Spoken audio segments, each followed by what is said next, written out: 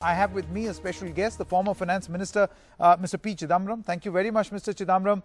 I want to start off by asking you, what is your opinion? Do you feel we should be taxing this medical aid that is coming from outside at a time like this?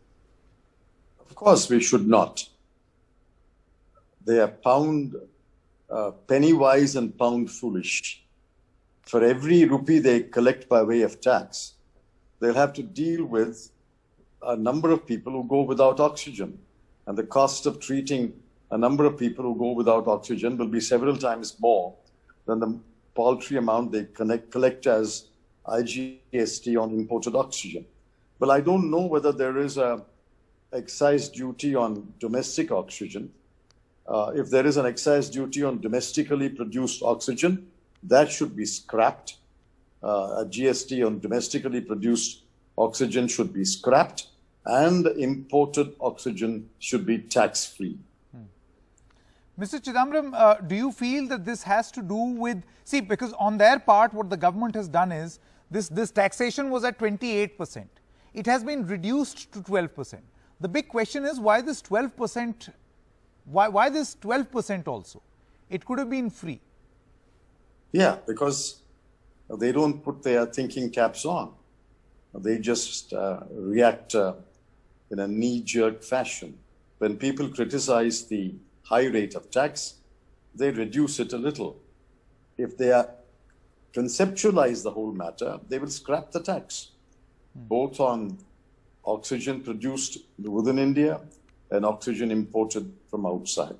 They should also scrap any tax on life-saving medicines. For example, I'm told that there is a tax on remdesivir, yes, which is an antiviral drug. They should slash the duties on all antiviral drugs to zero for a period of 3 months or 6 months. See, these taxes can always be reimposed if the situation improves. But during a pandemic situation, when all this must be accessed to the lowest cost, taxes must be kept at zero. Mr. Chidambaram, would you be able to, with your experience, be able to cite certain examples in the past where, I don't know, I mean, we've never faced a challenge like this, but perhaps some experience in the past where something similar was done, like a precedence? Not off the cuff, but I suggest you go back and look at 2008, when we had to compulsory license a particular anti-cancer drug. And you can check whether that anti-cancer drug was imported and whether the duty was kept at zero.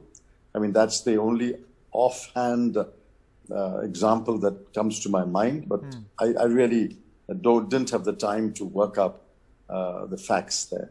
True. Mr. Chidambaram, I also want to ask you, do you feel that the government must be told by way of perhaps a recommendation, a suggestion from, say, either you or your political party to this effect, that you can't tax people at a time like this?